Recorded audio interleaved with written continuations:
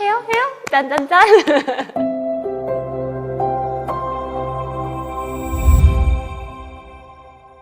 안녕하세요 여러분, 지 왔습니다. 반갑습니다. 늘 저희 신당에서 뵙다가 새로운 곳에서 여러분들께 인사를 드려보게 됐어요. 여러분들이 조금 궁금해하시던 Q&A 같은 것들을 말씀을 드려볼까 해서 새로운 곳에서 또 색다른 마음으로 이렇게 여러분들께 인사드립니다. 예! 어머 감사합니다. 다들 예쁘게 좀 봐주시는 것 같은데 신내림을 받고 나서 좀 귀엽게 보시는 분들도 있고 무섭게 또 느끼시는 분들도 있고 제가 모시는 여러 신령님들의 존재를 느끼는 게 아닐까 싶네요. 다른 게 없는 것 같아요. 저희 신당 운영 시간이 10시거든요. 바로 손님을 맞이할 준비를 하고 가장 늦게 퇴근할 때는 거의 자정 12시 정도에 퇴근을 하다 보니까 회사원보다 더 야근을 하고 있는 느낌이 들고요. 다른 점이라고 하면 신령님의 존재를 모시는 종교인이다 보니까 이렇게 기도드리고 스스로 공부를 하고 수양하는 그런 시간들이 조금 더 늘었다 정도인 것 같아요. 무당이 되고 나서 사회관계적인 부분이 더 늘어난 것 같아요. 관계들이 다 끊기는 분들이 있다고들 하시기는 하는데 제가 무당이 되었어 하니까 납득하시는 분도 있고 정말 힘들 것 같아 라고 응원해 주시고 또 공감해 주시는 분도 있고 신도님들도 친구처럼 오히려 관계성이 많이 늘어난 것 같아요. 당연히 즐겁죠, 여러분. 솔직히 점사의 내용은 좋은 것들은 거의 없기는 해요. 다만 제가 즐거운 거는 신령님들과 저의 탄탄한 관계와 저한테서 한 번만 점을 보신 분도 나중에 연락 주셔서 선생님 이렇게 말씀 주셨던 게 잘 이루어졌어요 라고 연락 올 때 그때 정말 기뻐요. 그럼요. 점사 보는 중간에 어떤 마음을 가지고 계시는지 아니면 하다못해 어떤 성향으로 살아오셨는데 제 앞에서 거짓말을 하는지는 알아요. 아는데 그런 부분에 대해서 지적을 하고 마찰 아닌 마찰을 겪고 가기에는 여러분들과의 점사 시간이 너무 짧은 거죠. 알아도 넘어가는 그런 부분이 있답니다.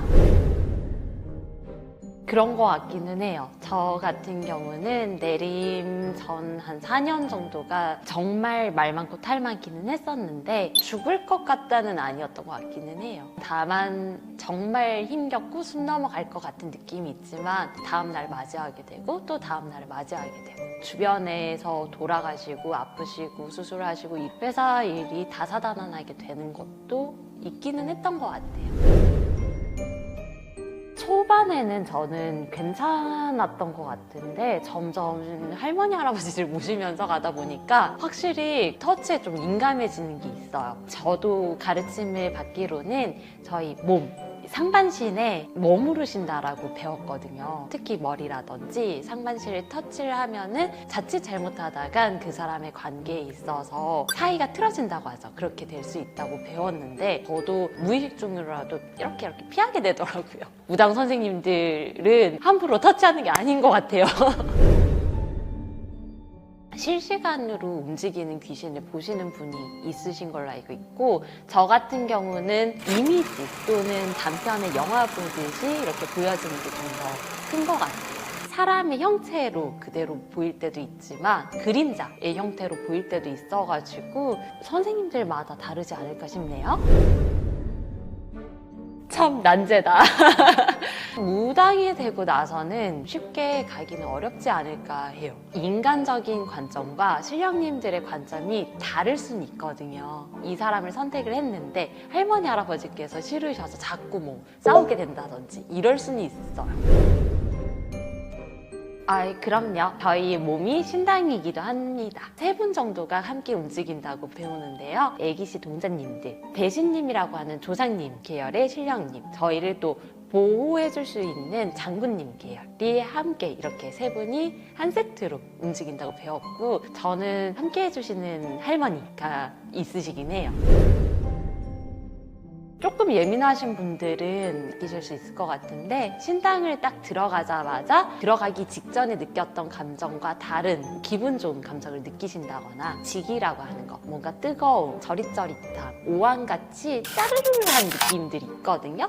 그런 것들을 느끼는 게 가장 빠르고요. 신당이라는 거는 신령님들을 모시는 존재다 보니까 이분이 정말 제대로 신을 모셨냐 안 모셨냐의 개념에 있어서는 그게 좀 더 빠른 것 같기는 해요. 사기 무당이냐 아니냐 이거는 솔직히 저도 명확하게 답은 못 드릴 것 같기는 해요. 다만 점사를 보시면서 그 점사 자체가 이치에 너무 맞지 않는 내용이거나 본인 스스로 납득하지 못하는 점사를 받았다라는 부분에 있어서 조금 더 크게 판단을 하실 수는 있을 것 같아요. 사주는 태어날 때부터 점지받은 재료라고 생각을 해요. 신점 같은 경우는 팔자를 읽어드린다고 말씀을 드리는데 스스로 만들어가는 길이라고 말씀을 드리거든요. 사주라는 재료를 가지고서 제 앞에 오신 분의 성향을 접착제 삼아서 팔자라는 집과 같은 형태를 만들어 가신다라고 설명을 드려요. 11시 반인가 밤에 전화를 급하게 받은 적이 있어요. 선생님, 제가 나 홀로 숨바꼭질이라는 걸 했는데 갑자기 상태가 이상해요 하면서 요즘 그게 유행인가 보더라고요. 강령술의 일종이라고 들었어요. 분신사바랑 비슷한. 본인은 한 번도 이런 걸 느껴보신 적이 없으신 분인데 인형에다가 뭔가 하는 거라고 일단은 전달을 받았는데 그 인형이 안 보인다면서 자꾸 뭔가 오한이 들고 소름도 돋고 환청 같은 게 들리는 것 같다고 우시면서 전화를 하셨는데 여러분 생각보다 그런 강령술이 일반인에게도 영향을 미칠 수 있다는 점 가급적 안 하시는 게 좋고 기토, 오한, 원래의 내 마음이 아닌 것 같은 마음의 요란스러움까지 포함이에요. 이 세 가지 증상이 바로 나타났다면 무속인 선생님들 빠르게 찾아가셔서 상담을 한번 받아보시길 바래요. 반려견이나 반려묘 돌아가신 분들이 저한테 물어보실 때가 있어요. 볼 수 있나요? 하고 슬쩍 물어보시는데 느껴본 적은 있지만 인간의 영혼을 보는 느낌과 차이가 있어요. 인간의 영혼 같은 경우는 유언의 느낌이라든지 어떤 삶을 살아오셨고 이런 디테일한 기억 같은 것들이 읽어낼 수 있다면 동물들은 굉장히 단순해요. 좋다, 싫다. 명확한 감정들만 느껴지다 보니까 영혼을 직접적으로 다 읽어내는 느낌보다는 과거사를 함께 읽으면서 제가 이런 영혼의 감정을 이해를 해서 맞닿아지는 결론을 지금 얘기를 해드리게 되더라고요. 주인분한테 턱을 핥아주면서 위로를 해줬던 특징이 도드라졌던 반려견 같은 경우는 곁에 맴도는 느낌으로 있다거나 그렇게까지는 느껴본 것 같기는 해요.